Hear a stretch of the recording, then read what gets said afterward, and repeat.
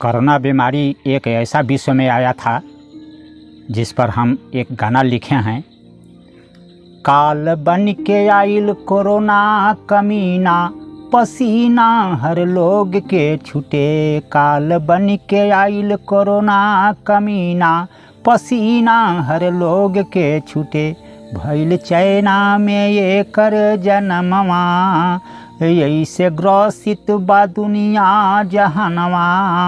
ऐसन आइल बीमारी कभी ना, पसीना हर लोग के छूटे। काल बन के आइल कोरोना कमीना, पसीना हर लोग के छूटे। खौफ फैलल बा दुनिया में भारी, खौफ में जिए नर सब नारी।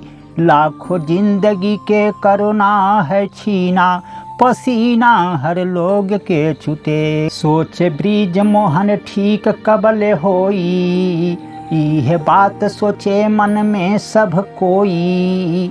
अभी लाग जाई कितना महीना, पसीना हर लोग के छूटे। काल बन के आइल कोरोना कमीना, पसीना हर लोग के छूटे।